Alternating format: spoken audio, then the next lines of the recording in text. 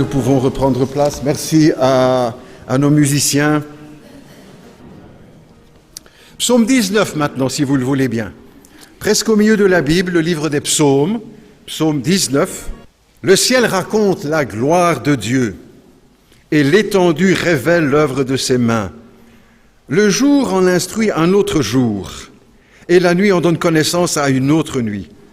Ce n'est pas un langage, ce ne sont pas des paroles dont on entend le son.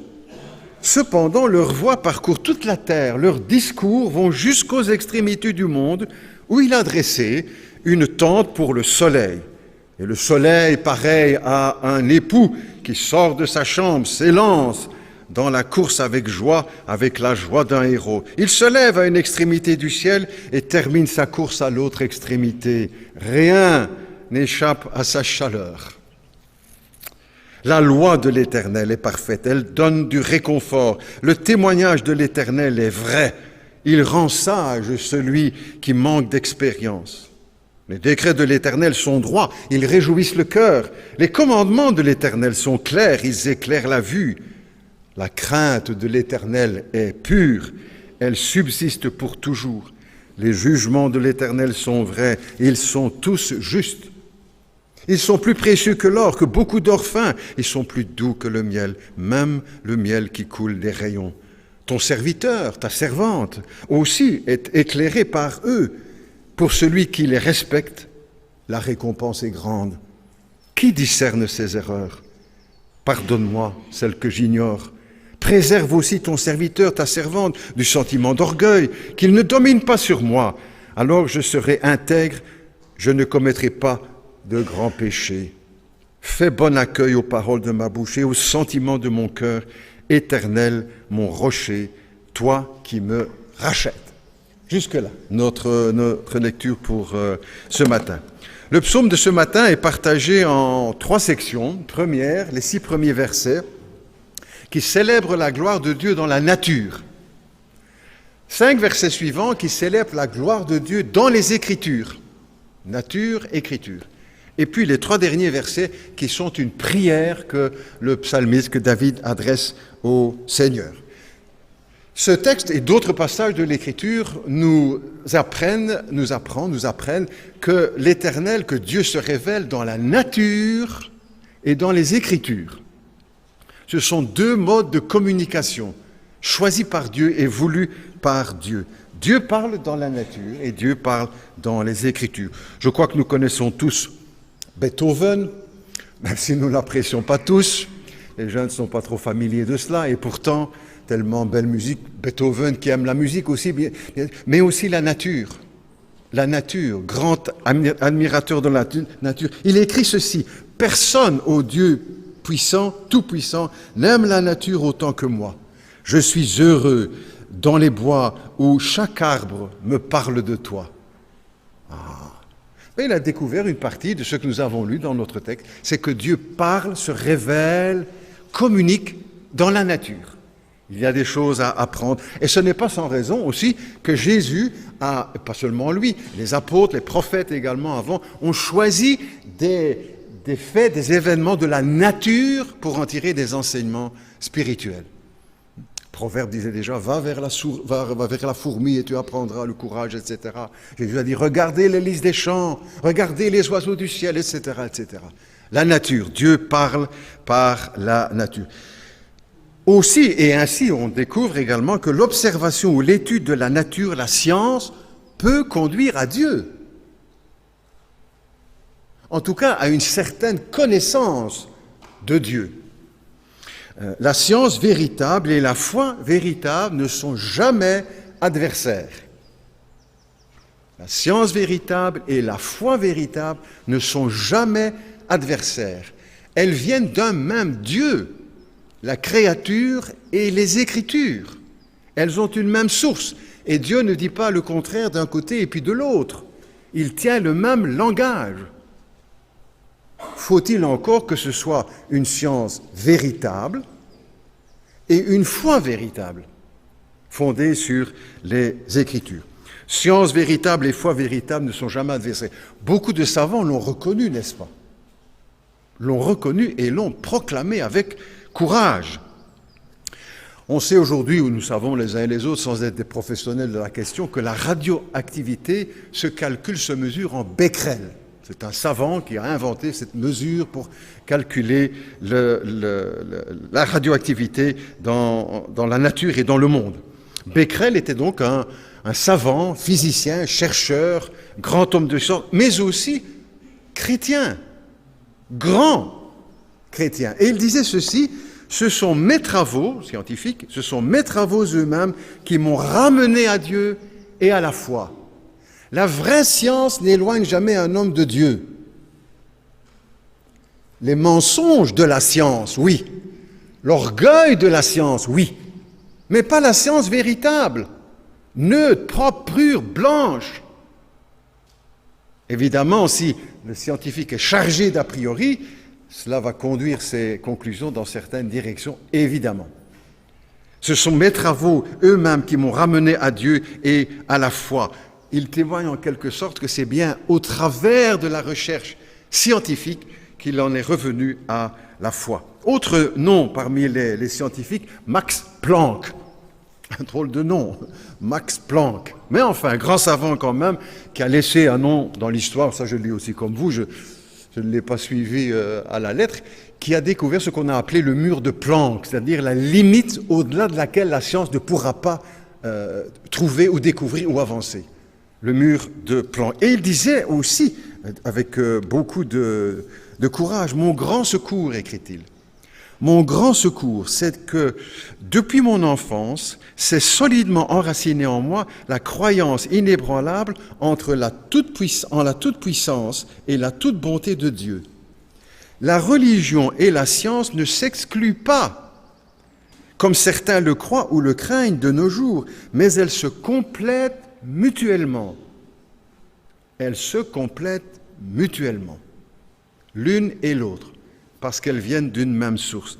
Le discours de Galilée, qui a eu tant de mal avec l'Église catholique, qui a frôlé l'excommunication à cause de ses découvertes scientifiques, l'Église, toutefois, a reconnu des siècles après qu'elle s'était trompée, parce qu'en plus, Galilée était un homme de grande foi. Il a écrit des choses magnifiques, je vous épargne quelques citations, des choses magnifiques sur sa foi, sur la foi en Dieu, au Dieu créateur.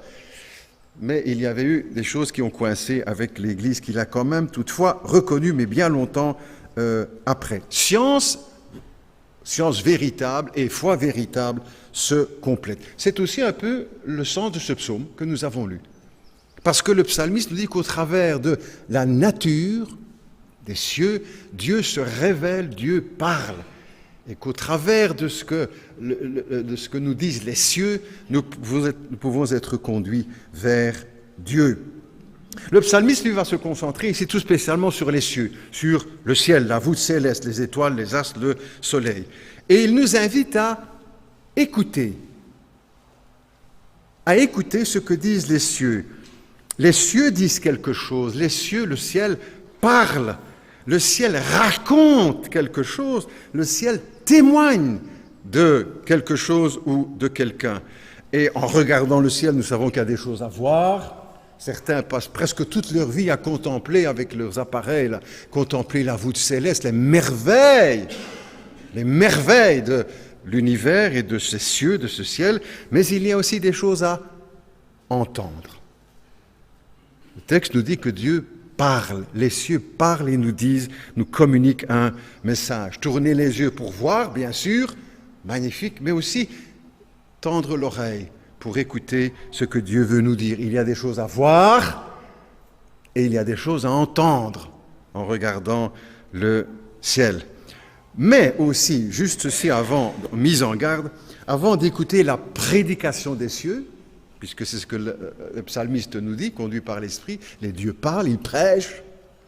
Avant d'écouter la prédication des cieux, il est sage d'écouter les mises en garde de la parole de Dieu au sujet de cette voûte céleste. Pourquoi ? Parce que la Bible nous rapporte que de tout temps, les cieux ont été un piège pour les hommes, un miroir aux alouettes, comme on dit aussi aujourd'hui.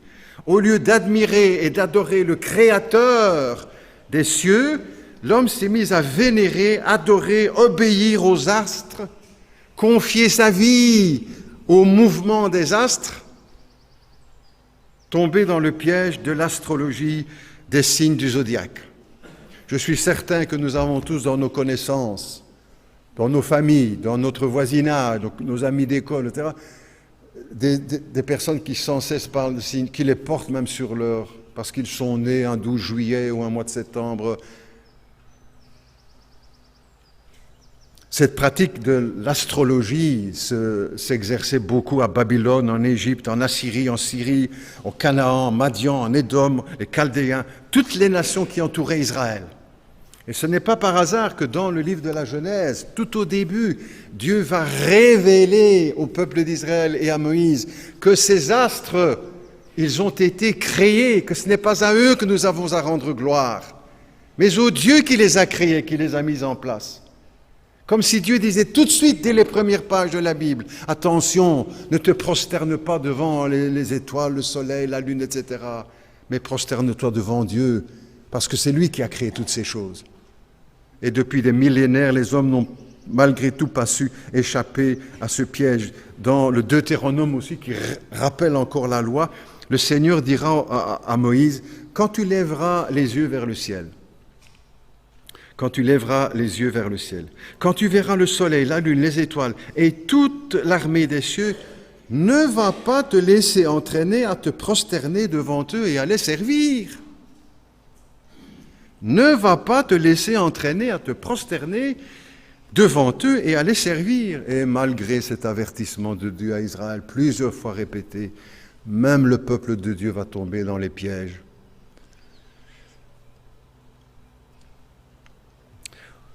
Aujourd'hui, alors que l'humanité est entrée dans le troisième millénaire, l'homme moderne, malgré toutes ses prouesses technologiques, il marche sur la Lune, il brise l'atome, il fait des bébés dans les éprouvettes, n'est quand même pas encore sorti du marécage de l'astrologie et des signes du zodiaque. Des millions d'hommes et de femmes, n'est-ce pas, dans notre pays ou dans le monde, ne savent pas commencer leur journée, leur semaine ou le week-end sans lire l'horoscope. S'il faut tomber amoureux du premier venu qui va nous croiser dans la rue, s'il faut faire du chou rouge ou du chicon gratin le soir, s'il faut accepter une offre en mariage, s'il c'est moment d'investir à la bourse, je n'ai pas besoin de vous faire la démonstration, vous le savez mieux que moi. Vous avez des collègues autour de vous qui vivent de ça. Tu as lu ton horoscope ce matin? Dis-moi bonjour avant. Hein. Non, c'est ce qui compte le plus.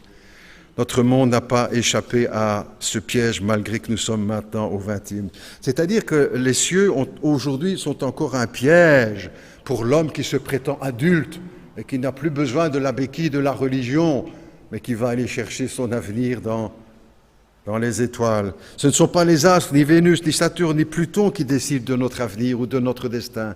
Notre destin, il est dans les mains de Dieu, du Dieu qui a créé toutes ces choses. David disait avec beaucoup de sagesse, « Mes destinées sont dans ta main » et pas livrées aux caprices des astres qui bougent comme ceci ou comme cela. Les cieux racontent la gloire de Dieu. Alors maintenant, on prend le texte dans ses affirmations. Les cieux racontent, après cette mise en garde et ce rappel, pour chacun de nous peut-être aussi.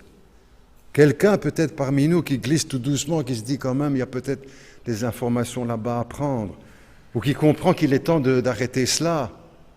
Pas pour me faire plaisir, mais parce que Dieu nous met en garde contre ces choses. C'est le monde des ténèbres. Et entre un chrétien et les ténèbres, il n'y a rien de commun. Et n'ayons pas peur de le dire autour de nous. Dernièrement, une sœur de l'Église, on était à la sortie d'église il y a quelques mois, et elle avait invité une amie qui ne vit que par l'astrologie. Tout ce qu'elle décide, il faut que ça soit dans les étoiles, soi-disant. N'ayons pas peur de le dire autour de nous. Les cieux racontent, parlent, disent, prêchent la gloire de Dieu. Ça veut donc dire, écoute, le ciel parle. C'est le titre que je propose pour là. Alors, qu'est-ce qu'ils nous disent, les cieux? Ils nous parlent de la gloire de Dieu. Les cieux racontent, le ciel dit la gloire de Dieu. C'est-à-dire que l'un des sujets de la prédication des cieux, c'est la grandeur du Créateur, sa puissance et son intelligence.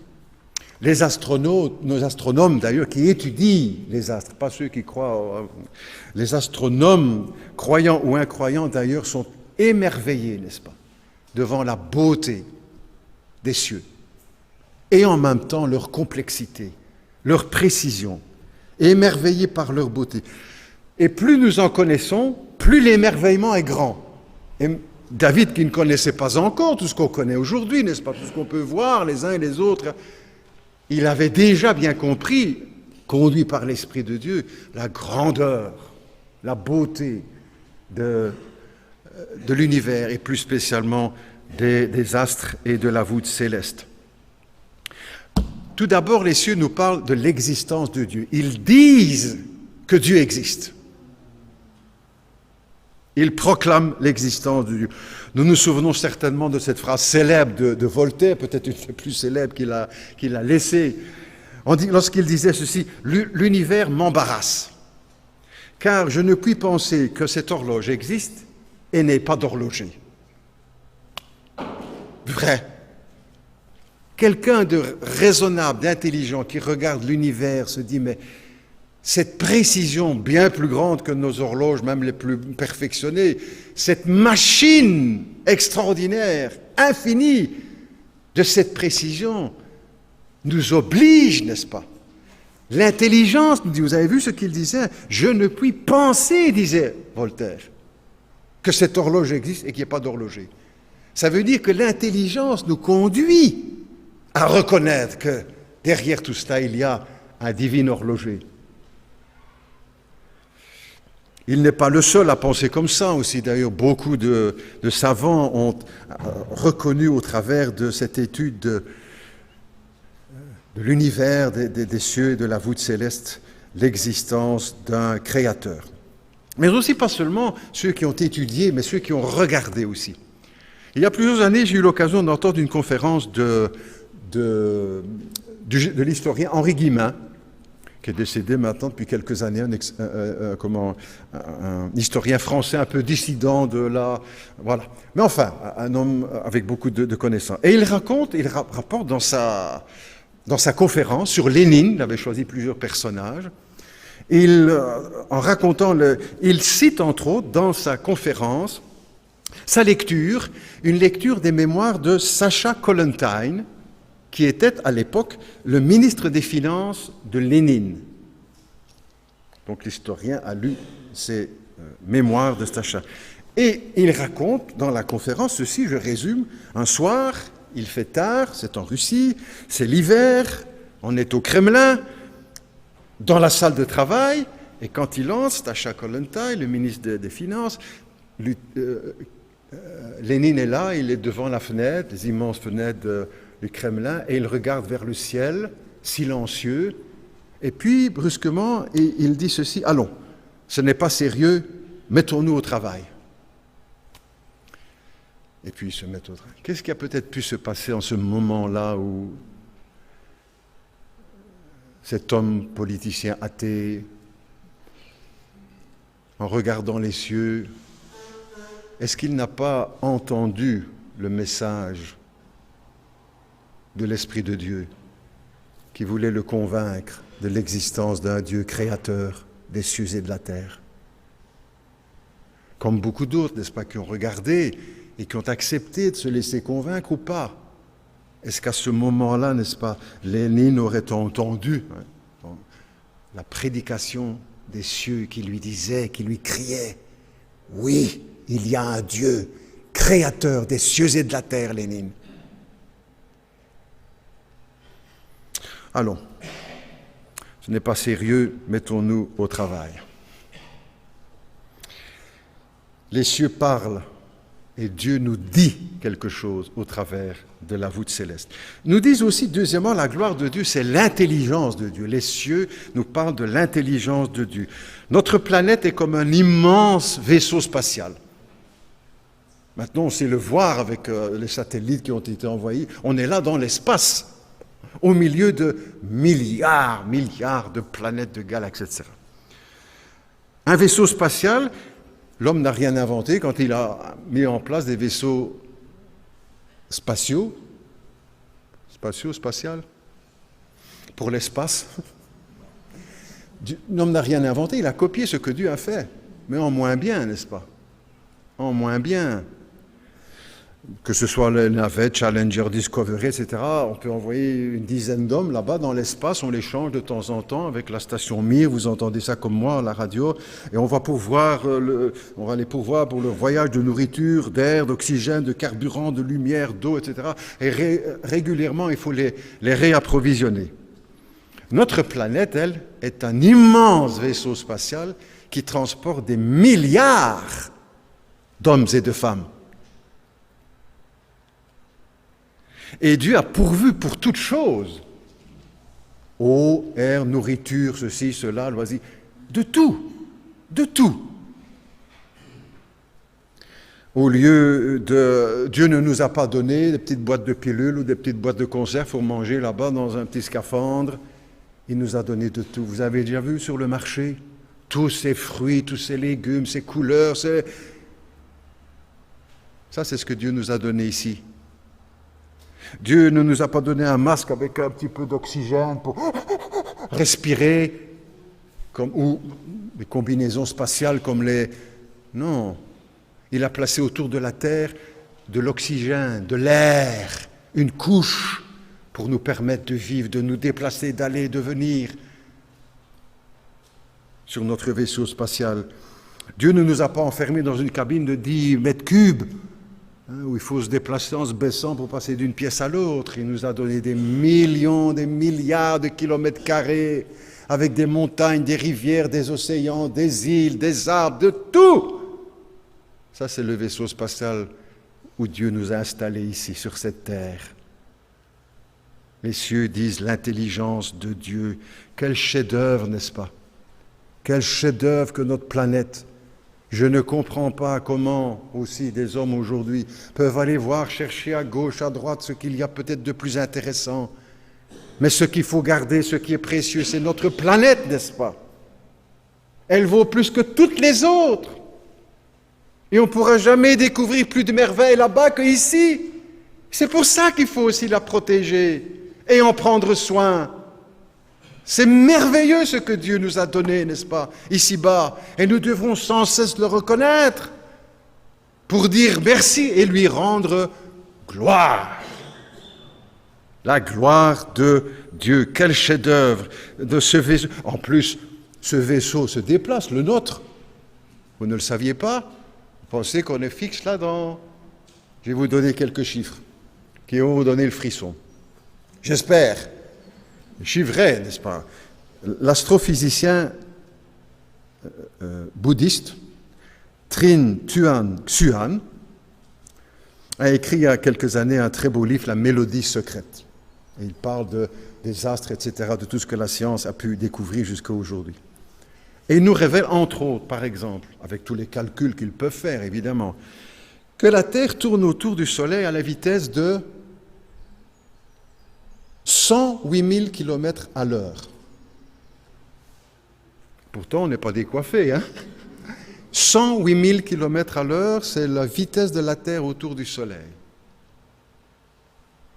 Le Soleil, avec nous, tourne autour de la Voie lactée aussi,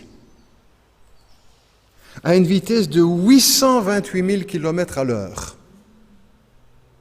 Vous avez vu ces belles images de la Voie lactée? Ce n'est pas fixe dans l'univers. Elle bouge. Elle se déplace à 828 000 km à l'heure. Mais en même temps, la Voie lactée elle-même se déplace dans l'univers avec la galaxie Andromède. Je lis ce que j'ai lu dans le bouquin, bien sûr. Elle fonce vers la galaxie Andromède à 324 000 km à la seconde. Donc ça part dans tous les sens. Pas seulement la Terre, le Soleil, la galaxie, mais l'univers entier qui bouge, n'est-ce pas? Et encore, la Voie lactée elle-même et la galaxie Andromède se foncent dans l'espace à une vitesse de 2 160 000 km à la seconde, à l'heure. On se perd dans ces chiffres. Ça, c'est notre vaisseau spatial. Et nous sommes ici, bien au calme, sans nous rendre compte de ces milliards de kilomètres que nous parcourons. L'univers, n'est-ce pas, nous parle de la puissance de Dieu, de sa sagesse et de son intelligence. Et dans ces voyages à de telle vitesse, pas de collision. Quel chef-d'œuvre de cette gigantesque machine mécanique céleste, n'est-ce pas? Et ça, c'est quelques chiffres, mais plus on étudie, plus on est étonné. Dieu a mis tant de précision dans l'univers. Les cieux disent la gloire de Dieu, ils prêchent l'intelligence de Dieu. Mais en même temps, la petitesse de l'homme, un double message, la grandeur de Dieu, sa gloire, mais en même temps, la petitesse de l'homme. David disait dans le psaume 8, c'est le psaume que les astronomes qui ont marché sur la Lune, les premiers, ont lu, n'est-ce pas? Avant d'allunir. Ils ont lu ce texte du psaume 8. Il y avait un livre dans le module, la Bible. Et les astronomes ont lu une partie du psaume 8. Qu'est-ce que l'homme, quand je contemple les cieux, ouvrage de tes mains, la lune et les étoiles que tu as créées, qu'est-ce que l'homme? Qu'est-ce que l'homme pour que tu te souviennes de lui et le Fils de l'homme pour que tu prennes garde à lui? Qu'est-ce que nous sommes là au milieu de cet univers gigantesque, infini, grandeur de Dieu et petitesse de l'homme.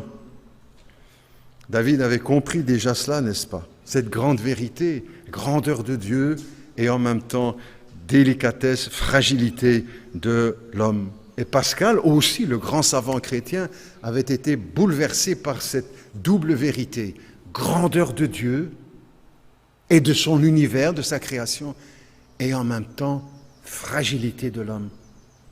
L'homme n'est qu'un roseau et un roseau pensant.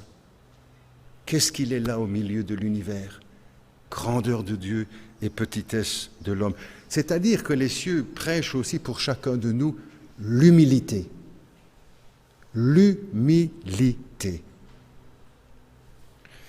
Quand on voit de ces grands hommes qu'on dit aujourd'hui, un petit peu dans tous les domaines politiques, scientifiques ou sportifs, etc., qui se prennent pour des dieux parce que ci et parce que là.